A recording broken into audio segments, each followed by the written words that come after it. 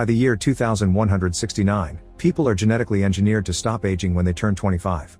Once that happens, a timer appears on their arm with only 1 year left. To keep on living they must work, since time is now society's currency. This means rich people are effectively immortal.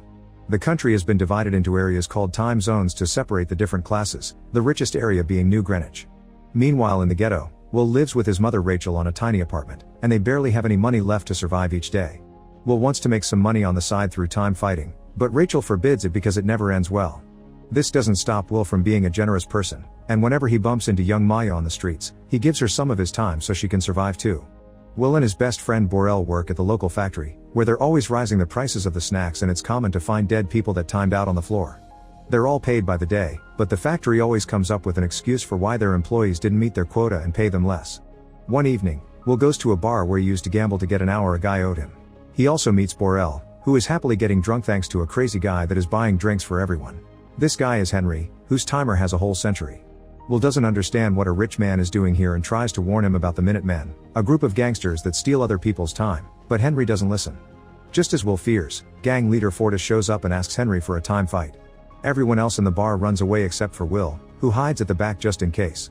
Henry accepts the challenge but asks for a moment in the bathroom first. Just one guard goes with him, so Will takes the chance to knock the gangster out and escape with Henry through the back door. They run down a few blocks and hide inside an abandoned factory, which Will locks from the inside to be safe for the night. Will wonders what a rich guy is doing in the ghetto, and Henry admits he left New Greenwich because he's 105 years old and tired of living. When Will points out this is stupid, Henry's amused by the boy's lack of understanding of the world. He explains the cost of living keeps rising in the ghetto to make sure people keep dying, because the rich can only live if the poor die. Eventually Henry and Will fall asleep, and in the morning, Henry takes advantage of waking up first to pass all his time to Will, only keeping 5 minutes to himself. Will wakes up shortly afterward and finds a message on the window saying "Don't waste my time." When he looks out, he sees Henry sitting on the bridge right before he times out. Without noticing there are security cameras around, Will goes to the bridge to make sure Henry is dead before running away. Moments later, Henry goes to Borel's house, where he bumps into Borel's wife Greta and their new baby. Henry talks to Borel in private and gifts him a decade, which matches the 10 years they've known each other. In the evening, Henry goes to wait for his mother at the bus stop, but she never arrives. It turns out Rachel only has an hour and a half left, and the bus fare went up in the afternoon, so now she can't afford it. It's a 2-hour walk to return home, meaning Rachel must run if she wants to see her son again. Will also starts running when realizes what's going on. Mother and son collide into each other in the middle of the street, but unfortunately it's too late and Rachel times out in Will's arms. The next morning, the police force known as Timekeepers finds Henry's body in the river. Agent Leon is sure he's been murdered for his time, and orders his men to check the security footage. Because of the angle of the cameras, they can't see the body falling, but they do see Will's face and assume he's behind Henry's death. Meanwhile, Will wants to avenge his mother's death. He hires a limo pretending to be a rich guy that got lost and makes the driver take him to New Greenwich, which means paying an extremely high toll every time he crosses a border. Once he makes it to the city, he stays in a nice hotel, and his presence is noticed by socialite Sylvia. After resting, Will has some food while Sylvia watches him from afar. The waitress can tell Will isn't from around here, but she treats him well because he tips her generously. She also points out that if Will's going to the casino, he'll need better clothes. The fact that Will cross so many time zones in a few hours appears suspicious in the system, allowing the timekeepers to find his current location. Leon also realizes he's chased Will's father in the past. In the evening, Will buys a proper suit and goes to the casino, where they ask for a voluntary donation of a year because he isn't a member. Will joins the poker table where he meets Mr. Weiss, a time-loaning businessman that doesn't hesitate to bet high amounts of time. Sylvia, who is Weiss' daughter, also comes to the table but only to watch, and Will keeps an eye on her while taking the risk and betting all he has. This turns out to be worth it because Will wins the game, which impresses Weiss and earns Will an invitation to his next party. The next day, Will buys a very expensive car and drives it to Weiss' party. Sylvia is very curious about Will and invites him to dance, telling him she can see he's probably from the ghetto. She admits she sometimes envies people from the ghetto because she lives always surrounded by her father's guards without real freedom, and she wishes she could do something foolish or worth something. Will drags her to the beach behind the house to go skinny dipping, which should count as something foolish. Sylvia is hesitant at first, but soon joins him in the water and they discuss the possibility of doing more foolish things. When people begin looking for Sylvia, she hides with Will in a cave and asks him to go back before they get into trouble. The pair returns to the mansion through different doors to avoid suspicion. Weiss invites Will to play poker, but they're suddenly interrupted by the timekeepers, who found Will's location by following the purchase of his car. Will is taken to a private office for interrogation, but when he tells them about Henry timing out on purpose, they don't believe him and take most of his time, leaving him with only 2 hours for booking and processing. Leo tells Will he reminds him a lot of his father, who Will doesn't remember well. Weiss and Sylvia come to check on the situation, and Will takes advantage of the distraction to beat the timekeepers up and steal a gun before escaping. He uses the gun to grab Sylvia as his hostage, and they run through the back door to leave in Will's car. Leon begins chasing Will throughout the city and even manages to hit his car from behind, but Will responds by driving backward. He manages to dodge a truck at the last second, but Leon doesn't react so fast and crashes against it, meaning Will gets to escape. As they make their way to the ghetto, Will asks Sylvia for some time, but she refuses to help him. When they reach the bridge, Will gets distracted by the security cameras and doesn't see the spike strip on the ground, which causes the car to crash. Both Will and Sylvia fall unconscious, and minutes later, they're found by Fortis and his men, who immediately begin stealing Sylvia's time. At that moment, the timekeeper's sirens can be heard approaching, and the gangsters run away, leaving Sylvia with only half an hour. When they wake up, Sylvia freaks out at the little time she has left and asks Will for help. Will finds it ironic how she's now in favor of sharing, but helps her anyway before taking her into town. After they're gone, the timekeepers arrive to inspect the car, although Leon first needs to ask for his daily pay, because he never carries more time than necessary. Seeing the situation, Leon decides not to chase after Will anymore because he's sure he'll contact them first. Will goes to see Borel to ask for help, but Greta has bad news. Borel drank so much that he died with 9 years still on his timer. Sylvia starts freaking out again, but Will notices she has fancy earrings and drags her to the pawn shop. The owner is about to close, but he makes an exception when he sees how valuable the rings are. He also notices how desperate they're for time and only pays them 2 days, which they have no choice but to accept to survive. Next, they go to a pay phone and Will make Sylvia dial her house's phone so he can talk to Leon. As a ransom, Will asks for 1,000 years to be distributed to the timelines in the ghetto. Leon warns Will that he's becoming too much like his father and reveals the man didn't die during a time fight like Will thinks. He actually was doing something more dangerous. Will hangs up on him, and Leon tells Sylvia's parents of the ransom, but Weiss hesitates to give away even what for him is pocket change. Will takes Sylvia to his apartment to spend the night there, and Sylvia changes into Rachel's old clothes. Sylvia asks Will about his father, and Will explains his dad used to be an excellent time fighter that taught him a few tricks. To prove his point, he grabs Sylvia's arm and shows him how to time fight. It's a battle of wills between timers. His dad taught him to let the opponent think they have the upper hand, let his own clock almost reach zero, and when the opponent is distracted by his incoming death, turn the tables and take it all. Will used to think his dad died on a time fight, but he now realizes he was probably killed because he gave away what he won. Then Will and Sylvia shared what happened on their 25th birthdays. Will's timer started when he was on the street and he quickly almost lost his extra year because they were in debt. In contrast, Sylvia had a peaceful awakening in bed and her dad gave her a decade to celebrate. The next morning, Will watches the timeline building from the window, but unfortunately they don't have any charity to share, meaning Weiss didn't pay the ransom. Sylvia's hurt by her father's lack of care but finally understands he became rich by stomping on other people's rights. Will tells her to go home but Sylvia refuses, causing them to accept to work together and kiss.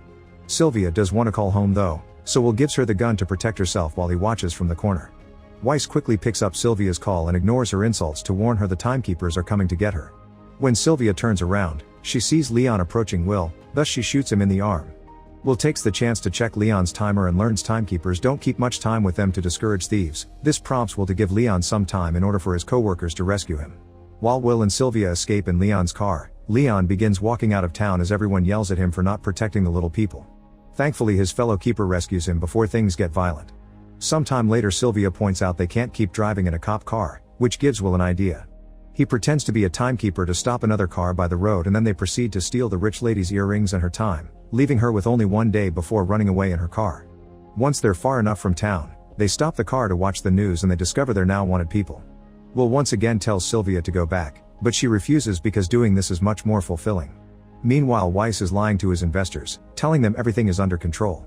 Leon shows up to inform him this isn't a kidnapping anymore, now Sylvia is being chased after like a criminal as well. Weiss tries to bribe Leon into changing his mind, but Leon turns him down and reminds him that if Sylvia gets in contact with him, he needs to tell the keepers, otherwise he'll be arrested for being an accomplice. Later, Sylvia asks Will if he truly would give away time if he had it. When Will confirms he would, she comes up with a plan. The pair proceeds to steal a Weiss money truck and they crash it into a time bank, where they steal as many time capsules as they can. The remaining capsules are left for the people in the ghetto to grab. By the time the timekeepers arrive, there's nothing left. In the evening, Greta finds a time capsule among her laundry, left by Will as an apology. Will also visit Maya, who is sleeping on the streets, and he leaves some extra time for her as well. The rest of the time they stole is taken to the timeline for the clerk to distribute among anyone that needs it. At the timekeeper's office, Leon notices there's time that shouldn't be there and he thinks Will's hurting the very people he's trying to help. The next morning, Fortis tries to rob a man, but the guy can finally stand up for himself because he bought a gun. Fortis pretends to let him go, but as soon as the guy turns around, he shoots the man anyway. When Fortis checks the guy's timer, he's shocked to see he's wasted a lot of time. Will and Sylvia begin robbing time banks all over the place, and their adventures appear on the news. Weiss wonders if his daughter was trying to kill him, but his wife points out that Weiss almost killed her first by suffocating her. A week later, Leon and his men finally find Will's apartment and get ready to arrest them. However, Will hears the radio chatter from the window and immediately runs away with Sylvia, bursting into a different apartment to jump through a window at the back of the building, not getting hurt thanks to a safe landing on top of a car. Leon copies them and starts to chase them through town, and when Will and Sylvia take the chase to the roofs, Leon opens fire on them. Will shoots back but fails, so he and Sylvia get off the roofs and take the bus.